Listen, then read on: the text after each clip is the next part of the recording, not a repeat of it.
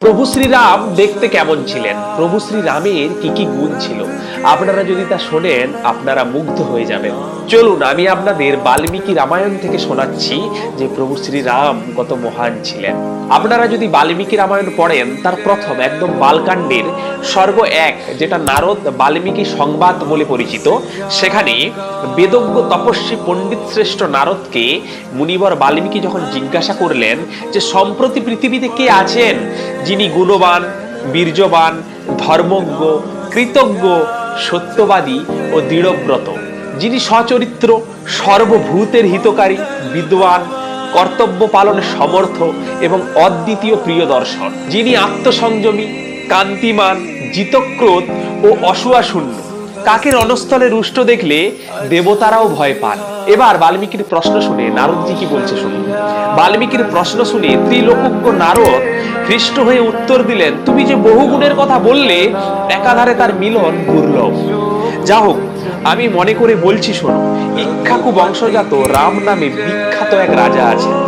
তিনি সংযত চিত্ত, মহাবীর, কান্তিমান, ধীর স্বভাব, জিতেন্দ্রিয়, বুদ্ধিমান, রাজনীতিজ্ঞ, বাগ্মী ও শত্রু নাশক। ভেবে দেখুন যে আমাদের রাজা রাম কতটা মহান ছিলেন, তার গুণ কতটা উত্তম। এবার চলুন তিনি দেখতে কেমন ছিলেন সেটা আমরা একটু শুনি।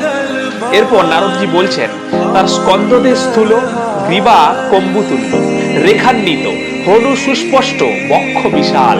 তিনি অরিগণের দময়িতা, তার বাহু অজানুলম্বিত, মস্তক ও ললাট সুগঠিত, বিরচিত, তার অঙ্গ প্রত্যঙ্গ সুষম ও সুবিন্যস্ত, বর্ণ স্নিগ্ধ। তিনি আয়তনেত্র, প্রতাপশালী, লক্ষ্মীবান ও শুভ লক্ষণযুক্ত। তিনি ধর্মজ্ঞ, সত্যসন্ধ, প্রজাগণের হিতে রত, যশস্বী, জ্ঞানী, শুদ্ধাচার, বিনীত স্বভাব এবং স্থির চিত্ত।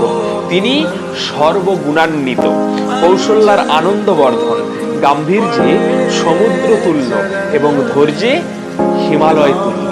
আশা করি এবার বুঝতে পেরেছেন যে এটা কেন বলা হয় যে আমরা রাম রাজ্যের স্বপ্ন দেখি, প্রত্যেকটা রাজ্য যেন রাম রাজ্যের মতো হয়।